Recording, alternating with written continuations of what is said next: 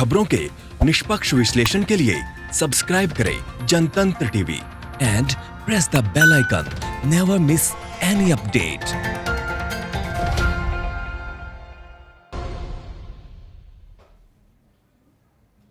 नमस्कार, आप देख रहे हैं आज का मुद्दा। मैं हूं आपके साथ दीपाली। आरबीआई के गवर्नर ने आज जो प्रेस कॉन्फ्रेंस की, उससे साफ हो गया है कि कोरोना की वजह से अर्थव्यवस्था पर बड़ा संकट आ गया है। भारत की अर्थव्यवस्था जो करीब 7% की रफ्तार से बढ़ रही थी, जो पिछले साल शुरू हुई आर्थिक मंदी की वजह से 4% तक गिर गई, वो कोरोना काल में सिर्फ 1.9% रह जाएगी। आईएमएफ के इस अनुमान को आरबीआई ने माना है कि कोरोना की वजह से हुए लॉकडाउन से देश की अर्थव्यवस्था पर एक तरह से ताला लग गया है। उद्योग धंधे बंद हैं, व्यापार ठप है, कर्मचारियों को सैलरी मिलना मुश्किल हो रहा है। पीएम मोदी ने अपने संबोधन में अपील की है कि कोरोना संकट के दौरान ना तो सैलरी काटी जाए और ना ही कर्मचारियों को नौकरी से निकाला जाए, लेकिन इसके लिए सरकार की तरफ से कोई मदद नहीं दी गई है। पूरी तरह रुक गई अर्थव्यवस्था के लिए सरकार से बड़े आर्थिक पैकेज की उम्मीद है, लेकिन अब तक कोई ऐलान नहीं हुआ है। लॉकडाउन में कितनी गिरेगी जीडीपी, लॉकडाउन में कैसे मिलेगी सैलरी और कोरोना से कैसे बचेगी इकोनॉमी, आज इसी मुद्दे पर करेंगे हम चर्चा। हमारे साथ खास मेहमान जुड़ चुके हैं। आकाश जिंदल जी जुड़ चुके हैं, अर्थशास्त्री। बहुत स्वागत है आकाश जी हमारे साथ जुड़ने के लिए। और अभिषेक राजाराम, वो भी अर्थशास्त्री हैं। अभिषेक जी बहुत स्वागत है आपका भी हमारे साथ जुड़ने के लिए। इस चर्चा को आगे बढ़ाएंगे, लेकिन सबसे पहले आप रिपोर्ट देखिए, फिर आगे करेंगे चर्चा। कोरोना की वजह से बड़ी मंदी का अनुमान।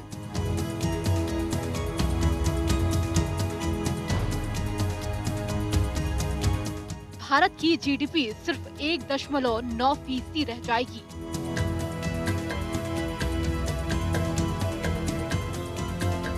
सरकार ने अब तक नहीं किया राहत पैकेज का ऐलान।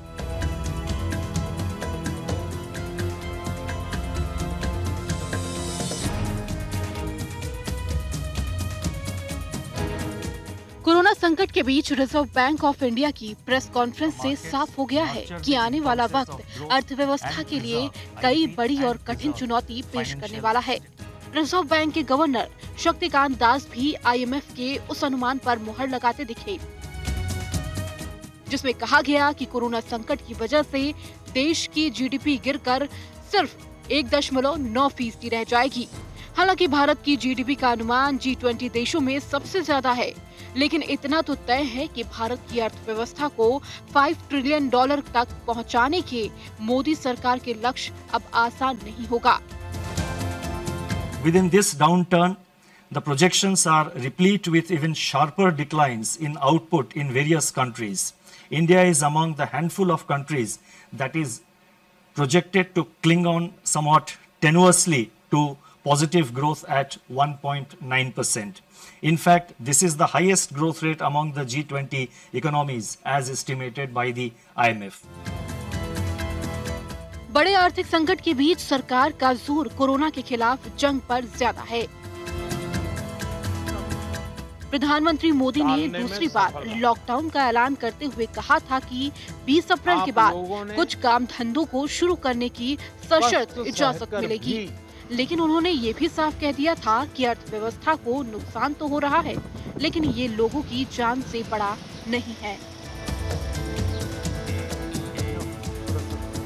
अगर सिर्फ आर्थिक दृष्टि से देखें तो ये महंगा जरूर लगता है, बहुत बड़ी कीमत चुकानी पड़ी है, लेकिन भारतवासियों की जिंदगी के आगे इसकी कोई तुलना नहीं हो सकती। सीमित संसाधनों के बीच भारत जिस मार्ग पर चला है, उस मार्ग की चर्चा आज दुनिया भर में होना बहुत स्वाभाविक है। लॉकडाउन की वजह से बंद होने की कगार पर पहुंच गए कई उद्योग और कंपनी सैलरी देने के हालात में नहीं है। खासकर एमएसएमई सेक्टर पर काफी बुरा असर पड़ा है। नोएडा में एमएसएमई सेक्टर ने पहले ही सैलरी को लेकर हाथ खड़े कर दिए थे। अब तमिलनाडु में एमएसएमई सेक्टर ने भी कहा है कि कोरोना और लॉकडाउन की वजह से कर्मचारियों की अप्रैल महीने की सैलरी फंस सकती है। सरकार की मदद के बिना इस महीने की सैलरी देना मुश्किल है। प्रधानमंत्री मोदी ने उद्योग जगत से सैलरी और नौकरी नहीं काटने की अपील जरूर की है, लेकिन इसके लिए सरकार की तरफ से अब तक कोई मदद नहीं मिली है, न कोई प्रावधान किया गया है। अपने देश को बचाया। आरबीआई ने बड़ी मंदी की आशंका जताई है। आरबीआई ने वित्तीय संस्थाओं के लिए 50,000 करोड़ रुपए के पैकेज का भी ऐलान किया, लेकिन देश के उद्योग और व्यापार जगत के लिए सरकार ने अब तक किसी की राहत पैकेज का ऐलान नहीं किया है। गुरुवार को प्रधानमंत्री मोदी और वित्त मंत्री निर्मला सीतारमण की बैठक के बाद उम्मीद जताई जा रही थी कि जल्द एक बड़े राहत पैकेज का सरकार ऐलान कर सकती है। ब्यूरो रिपोर्ट, जनतंत्र टीवी।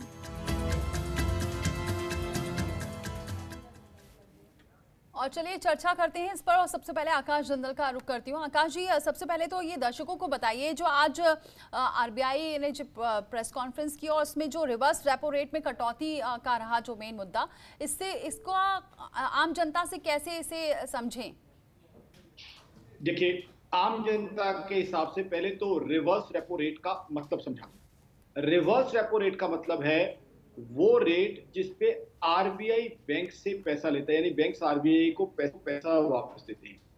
अब उसमें अगर कटौती हुई है तो इसका मतलब है बैंक्स के लिए अनअट्रैक्टिव होगा आरबीआई को पैसा देना। तो बैंक उस पैसे का क्या करेंगे? बैंक उस पैसे को सिस्टम में डालेंगे, लिक्विडिटी आएगी, लोगों के पास वो पैसा बैंक के थ्रू पहुंचेगा। उसके अलावा ये तो रिवर्स रेपो रेट की रिडक्शन तो एक स्टेप है। मेरी ऑर्गेनाइजेशन akashjindal.in की रिसर्च बताती है आज कई स्टेप्स लिए गए हैं। दूसरा जो मेजर स्टेप है वो है ways and means advance states को, यानी कि राज्यों को लिक्विडिटी प्रोवाइड की जाएगी। बिकॉज राज्य आज जो है कोविड-19 को फाइट करने के लिए राज्यों के पास कई तरह की संसाधनों की कमी है, फंड्स की कमी है, उन्हें जीएसटी का पैसा नहीं मिला, उनकी लिकर से कलेक्शन कम हुई हैं, तो राज्यों के पास लिक्विडिटी आएगी। उसके अलावा तीसरा स्टेप जो लिया गया है, नाबार्ड, सिडबी और एनएचबी को फंडिंग दी गई है। अब नाबार्ड जो है वो रूरल और एग्रीकल्चर एरिया को फंड करता है, यानी कि गांव और किसान। SIDBI small scale industries, national housing banks, housing finance. तो मेरी ऑर्गेनाइजेशन akashjindal.in का मानना है कि इन तीनों की फंडिंग से स्मॉल एंड मीडियम सेक्टर, हमारे किसान भाई और कंस्ट्रक्शन, तीनों चीजें जो बहुत एम्प्लॉयमेंट देती हैं, उनको फंड करने की जो है कोशिश की जा रही है। चौथा बड़ा कदम जो उठाया गया है वो ये है एनपीए की क्लासिफिकेशन, यानी कि जो पहले 3 महीने का लोन का मॉरेटोरियम दिया गया था उस पीरियड में एनपीए नहीं होंगे। तो एनपीए के हिसाब से भी बैंक्स और एनबीएफसी फाइनेंस कंपनीज को एक बड़ी राहत दी गई है। तो कहीं ना कहीं जो आरबीआई का टारगेट है, मेरी ऑर्गेनाइजेशन akashjindal.in का मानना है वो आज ये क्लियर लग रहा है कि सिस्टम में लिक्विडिटी रखी जाए। देखिए, सिस्टम में कैश फ्लो बहुत बुरी तरह इंपैक्ट हुआ है, लोगों के फंड्स फ्लो जो है डिस्टर्ब हो गए हैं, लोगों की पेमेंट्स रुक गई हैं, ब्लॉक हो गई हैं, और कोविड को फाइट करने के लिए लिक्विडिटी तो चाहिए। तो आरबीआई का मेन टारगेट था लिक्विडिटी को मेंटेन करना। तो आरबीआई ने जो किया है that's a right step in right direction, but साथ ही साथ ये बता दूं, हमें और भी कई चीजों की उम्मीद थी। तो अब ये उम्मीद है कि आने वाले समय में आरबीआई से शायद और भी अनाउंसमेंट्स होंगी। जो चीजें आज नहीं पूरी हुई उम्मीदें, एक उम्मीद ये थी हमें मॉनेटरी पॉलिसी कमेटी, जिसमें आरबीआई और सेंट्रल गवर्नमेंट दोनों के रिप्रेजेंटेटिव होते हैं, कि उसकी तरफ से रेट ऑफ इंटरेस्ट कम किए जाते, तो वो आज पूरी नहीं हुई। एनपीए में था हमें कि बहुत बड़ी रिलैक्सेशन दी जाएगी, शायद 6 महीने का पीरियड कर दिया जाएगा, वो नहीं हुआ। तीसरा, मेरी ऑर्गेनाइजेशन akashjindal.in को जो उम्मीद थी वो था कि करेंसी की प्रिंटिंग को लेकर सरकार के साथ कोई आरबीआई की बातचीत हुई होगी कि करेंसी ही सिर्फ ज्यादा प्रिंट कर दी जाए, उस पर अनाउंसमेंट नहीं आई। तो कहीं ना कहीं जो स्टेप्स आज उठाए गए हैं they are in the right direction, but the quantum could have been much more higher. तो अभी भी काफी उम्मीदें हैं। आरबीआई की तरफ से कहा गया है कि आगे भी अनाउंसमेंट्स हो सकती हैं। हाँ, एक चीज, आरबीआई ने जो जीडीपी के लिए रिलाई किया सारा का सारा डेटा आईएमएफ का, हालांकि वर्ल्ड बैंक का भी डेटा आया है और बार्कलेस का भी डेटा आया है। आईएमएफ का डेटा ये बता रहा है कि वी वुड ग्रो एट 1.9%, जबकि वर्ल्ड की जीडीपी -3%। Mind my words, -3%। तो ऐसे में क्लियर कट दिखा रहा है आईएमएफ की इंडिया चाहे कोविड-19 का फाइनेंशियल स्ट्रेस है, बट फिर भी दुनिया के मुकाबले अच्छे से ग्रो करेगा। नेक्स्ट ईयर 7.4% की ग्रोथ हमारी दिख रही है। वो इसलिए ज्यादा है क्योंकि बेस इफेक्ट थोड़ा सा होगा तो उसका एडवांटेज मिलेगा हमें, बट साथ ही साथ दूसरा एंगल मेरी ऑर्गेनाइजेशन आकाशनंदल.in का मानना है, जो हमें देखना है, आज अनएम्प्लॉयमेंट इंडिया में 23% है। ILO यानी इंटरनेशनल लेबर ऑर्गेनाइजेशन की रिपोर्ट आती है 40 crore Indian could be pushed deeper into poverty because of this lockdown. और साथ ही साथ यहाँ पे वर्ल्ड बैंक की रिपोर्ट आती है जो कह रही है कि जीडीपी ग्रोथ 1.5 से 2.8% हो जाएगी। बार्कलेस 0% की बात कर रहे हैं। तो हमें कहीं ना कहीं एम्प्लॉयमेंट अपॉर्चुनिटीज पे बहुत फोकस करना है, बिल्कुल इस पर फोकस करना है। सर आपके पास में आऊंगी, अब अभिषेक जी का रुख कर लेते हो। अभिषेक जी, जिस तरीके से अभी आकाश जिंदल जी भी बोल रहे हैं कि हमें रोजगारी पर देखना होगा, और उसका अगर एक और बात देखें, आज बहुत उम्मीद लगाकर अभी लोग बैठे हैं, यानी कि खासतौर से MSME वाले, क्योंकि इनको राहत पैकेज की मांग थी, लेकिन ये कुछ दिखाई नहीं दे रहा। और लॉकडाउन में सबसे ज्यादा जो प्रभावित हो रहे हैं यही उद्योग हो रहे हैं, और इससे बाकी रोजगार भी जुड़े हुए हैं। तो आप कैसे देख रहे हैं आगे आने वाले दिनों में, क्या जरूरी है कि बिना राहत पैकेज दिए, अब ये भले ही उद्योग धंधे खुल जाते हैं फिर भी ये कवर नहीं कर पाएंगे? देखिए, whatever RBI has done today is too little and it is already too late। देखिए, समझिए 9 से 10 लाख करोड़ का लॉस हो गया है इस लॉकडाउन और कोरोना की वजह से। आप सिर्फ 50,000 का पैकेज दे रहे हैं। MSME का जो मॉरेटोरियम पीरियड इन्होंने बढ़ा दिया, लेकिन इंटरेस्ट तो चल रहा है। प्रधानमंत्री जी कहते हैं कि किसी एम्प्लॉय को मत हटाओ, उसको सैलरी दे दो। हटाओ भी मत, सैलरी भी दे दो। कहां से देगा? अरे किराया तो उससे दिया नहीं जा रहा। दूसरी चीज आप ये समझिए, अगर मैं 2 महीने पहले चला जाऊं, आपको फरवरी 2020 में ले चलता हूं आपको जी। क्या स्थिति थी इकोनॉमी की? इकोनॉमी की स्थिति ये थी कि 4 ट्रिलियन रुपीस के प्रोजेक्ट जो बनने थे लास्ट क्वार्टर में, वो 764 बिलियन के बने, बस 25% भी नहीं बना। नॉर्मली 15 से 16% लिस्टेड कंपनीज लॉस में होती है, लेकिन दिसंबर क्वार्टर में जो लॉस परसेंटेज थी वो ऑलमोस्ट 40% थी, और सितंबर क्वार्टर में 33% कंपनीज लॉस में थी, लिस्टेड कंपनी। इकोनॉमी का बहुत बुरा हाल था। इन्फ्लेशन एडजस्टेड, अगर आप बात करें इन्फ्लेशन एडजस्टेड रिटर्न्स जो थे, जो सेल्स थी, वो नेगेटिव थी। ग्रॉस वैल्यू एडिशन 2 साल से कुछ हो नहीं रहा। और आप समझिए, hotel industry, entertainment industry, auto, real estate, ये पहले से दुखी थे। अब इस कोविड के बाद इनमें से कौन सा सेक्टर ऐसा है जो कि रिवाइव कर सकता है? आप सोच के बता दीजिए। ना तो होटल रिवाइव कर सकते, ना एंटरटेनमेंट, रियल एस्टेट वो तो 2008 से नीचे जा रहा है। रियल एस्टेट को पिछली बार कहा था कि इसको इंडस्ट्री का दर्जा दे देंगे जी, नहीं दिया। आप बताइए, ऑटो सेक्टर, पूरे साल हमने सुना कितने लाख लोगों की नौकरी गई। इसका तो कोविड से कोई मतलब नहीं था। राहत पैकेज लाने की बहुत जरूरत है, ये कहा माने जरूरत। देखिए जो आम MSME है, उसे इन्होंने क्या राहत दिया? बोले GST की डेट बढ़ा देते हैं, डेट बढ़ा दी, लेकिन इंटरेस्ट चालू रखा। ये क्या तरीका होता है? अगर आपको डेट बढ़ानी है तो इंटरेस्ट क्यों नहीं हटाते जी? इंटरेस्ट कम करने का क्या मतलब? इंटरेस्ट पूरी तरह वेव करो ना। मॉरेटोरियम पीरियड में अगर आप कह रहे हो इकोनॉमी नहीं चल रही और मुझसे कहते हो कि साहब अपने एम्प्लॉयज की सैलरी भी दे दो और किसी को निकालू भी नहीं और इंटरेस्ट भी मैं दे दूं, तो सरकार किस लिए बैठी है? बिल्कुल, ये बहुत सारे सवाल है। आगे भी चर्चा करेंगे। सर बने रहिए मेरे साथ, आकाश जी भी हमारे साथ बने हुए हैं। यहाँ पर एक छोटा सा ब्रेक लेते हैं, फौरन लौटते हैं। तो लगातार हम चर्चा कर रहे हैं, इस आर्थिक मंदी की बात कर रहे हैं। आकाश जी का रुख करते हैं। आकाश जी, अगर हम ये आज RBI की बात करें तो क्या इससे ये भी लोगों को डर सता रहा है कि कहीं ना कहीं नकदी का तो संकट दूर हो सकता है, लेकिन जो लोगों के सेविंग्स हैं, क्या इस पर भी आगे आने वाले दिनों में खतरा मंडरा सकता है, चाहे वो FD हो या फिर स्मॉल सेविंग हो? जी नहीं, आने वाले समय में FDs और स्मॉल सेविंग पे जनरली कोई खतरा ऐसा नहीं दिख रहा, बिकॉज लिक्विडिटी जब मेंटेन की जाएगी तो इस तरह का इशू नहीं आएगा, ऐसी मुझे कोई संभावना नहीं लगती। लेकिन दूसरी बात ये आ जाती है कि आज हमें एम्प्लॉयमेंट प्रोवाइड करनी है। देखिए, जैसे मैंने आपको कहा था अभी कि 40 crore Indians could be pushed deeper into poverty. ये मैं आकाश जिंदल नहीं कह रहा, ILO कह रहा है। तो मैं जो पॉइंट ड्राइव होम करना चाहता हूं, the point which I want to drive home इज कि we have to fight COVID. Yes, we have to maintain social distancing.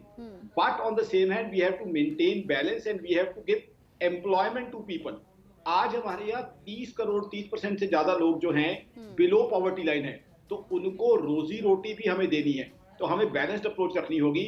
मेरी ऑर्गेनाइजेशन आकाशनंदल.in तमाम ग्लोबल और इंडियन चैनल के प्लेटफॉर्म से कुछ अपील कर रही है और आपके प्लेटफॉर्म से भी सेंट्रल गवर्नमेंट से मैं कुछ रिक्वेस्ट करना चाहूंगा। एक तो इनकम टैक्स आप कम कीजिए, दूसरा जीएसटी कम कीजिए, तीसरा प्रॉपर्टी टैक्स जिसे आम भाषा में हाउस टैक्स कहा जाता है वो 20 मार्च से लेके 3 मई तक का वेव ऑफ कीजिए, चौथा इलेक्ट्रिसिटी और पानी के बिल हाफ कीजिए, इलेक्ट्रिसिटी कंपनियों को सरकार कंपनसेट कर सकती है। देखिए आज अगर हम एक बिजनेसमैन को, एक एंटरप्रेन्योर को बचाएंगे तो उसके साथ जो 300, 500, 700 मजदूर भाई जुड़े हुए हैं उनके जो है एम्प्लॉयमेंट अपॉर्चुनिटीज हम प्रोवाइड कर रहे हैं। तो आज बिजनेसमैन को, एंटरप्रेन्योर को, खासकर एमएसएमई, ये जो एमएसएमई वाले लोग हैं ये तो हमारे देश की रीढ़ की हड्डी हैं, बिकॉज ये इनफॉर्मल सेक्टर में कोई 40 लोगों को रोजगार दे रहा है, 100 लोगों को। बिकॉज आज हमें हमारे जो बिलो पॉवर्टी लाइन बहन भाई है, जो मजदूर भाई हैं, उनकी रोजी रोटी का ध्यान रखना है।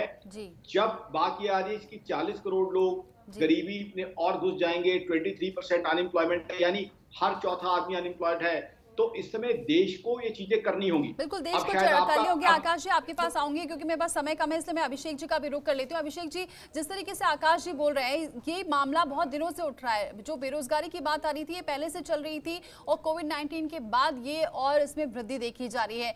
क्या वजह है जो शुरुआती दौर से यहाँ पर नहीं सोचा गया? अगर शुरुआत से ही एमएसएमई के लिए सोच लिया गया होता तो शायद अभी जो नुकसान इतना हो रहा है शायद उसको थोड़ा बहुत कम किया जा सकता है, उसके साथ जो लोग जुड़े हुए हैं उनको भी इससे फायदा हो सकता था।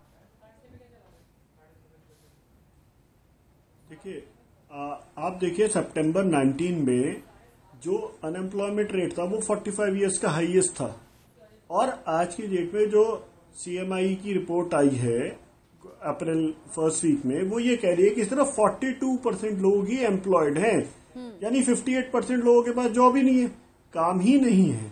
और इंडिया में 10% लोग ऐसे हैं जो बिलो पॉवर्टी लाइन है, जो 3 टाइम खाना नहीं खाते, 1 टाइम या 2 टाइम ही खाना खा पा रहे हैं। तो जब या तो सरकार उनको बचा रही है या फिर बड़े उद्योगपतियों को बचा रही है, ये मिडिल क्लास और एमएसएमई उनके लिए तो सिर्फ ये कहा जा रहा है। देखिए जब हमारी पूरी इकोनॉमी $2.87 ट्रिलियन की है और यूएस ने सिर्फ कोविड से लड़ने के लिए $2 ट्रिलियन का पैकेज दे दिया, कनाडा ने भी बिलियंस में पैकेज दिए हैं, हमारे इंडिया में तो पैकेज ही नहीं दिए जा रहे। ये किसका इंतजार है पैकेज देने के लिए? जब लोग मर जाएंगे या आदमी बचा लिए और उद्योग धंधे खत्म हो गए, व्यापार ही नहीं होगा तो बचा हुआ आदमी करेगा क्या? अरे कहाँ से सैलरी देगा मजदूर की? या प्रधानमंत्री की अपील के बावजूद अगर नौकरियां जा रही हैं, नौकरी तो जा रही हैं, प्रधानमंत्री जी जितनी चाहे उतनी अपील कर लें। जब पैसे नहीं होंगे तो मना तो करेगा ही ना व्यापारी। भाई व्यापारी हो, कॉर्पोरेट हो, कहां से पैसे देगा? आपने तो कह दिया, आपको तो सिर्फ एक अपील करनी है ना कि मैं अपील करता हूं किसी के पैसे मत काटो। भाई साहब पैसे कहां से देंगे? पैसे तो है नहीं। आपने तो हमारा इंटरेस्ट रेट चालू कर रखा है कि भैया ईएमआई डेफर कर दी, इंटरेस्ट चालू है, तो इंटरेस्ट देना तो व्यापारी को ही है। जब मई में खुलेंगे व्यापार या जून में खुलेंगे तो वो ब्याज तो देना पड़ेगा ना। ब्याज का मीटर तो चालू है। आपने कह दिया एनपीए नहीं होगा क्योंकि 3 महीने में डेफर है। देखिए आज की तारीख में हर गरीब मजदूर को पड़ेगा, हर आम आदमी मिडिल क्लास को पड़ेगा। और मैं तो यहाँ तक कहता हूँ कि अगर डेफिसिट बढ़ता है तो डेफिसिट बढ़ने दीजिए। मैं आकाश जिंदल हमेशा सरकारों के साथ फाइट करता आया हूँ कि डेफिसिट को कम रखिए, बट आज एक एक्स्ट्राऑर्डिनरी सिचुएशन है। सरकार को आम आदमी को रिलीफ देने के लिए अगर डेफिसिट यानी सरकारी घाटा बढ़ता है तो बढ़ाना चाहिए। दूसरी, मेरी ऑर्गेनाइजेशन akashjindal.in का सीधा मानना है कि आज हेलीकॉप्टर मनी का प्रयोग होना चाहिए। हेलीकॉप्टर मनी का मतलब है कि करेंसी ज्यादा प्रिंट की जाए।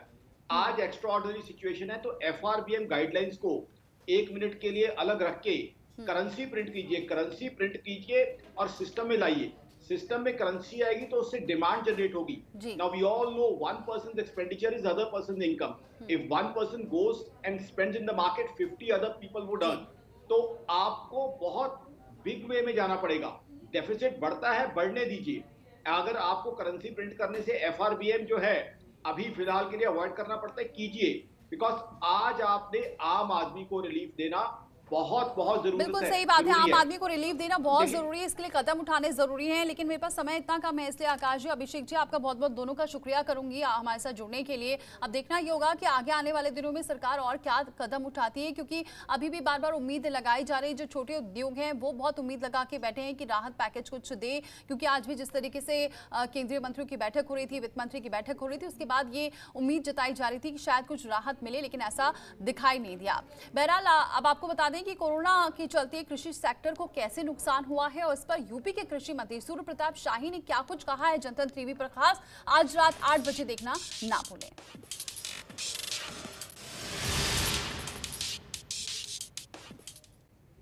और फिलहाल इतना ही, लेकिन खबरों का सिलसिला जारी है, आप बने रहिए हमारे साथ। खबरों के निष्पक्ष विश्लेषण के लिए सब्सक्राइब करें Jantantra TV and press the bell icon. Never miss any update.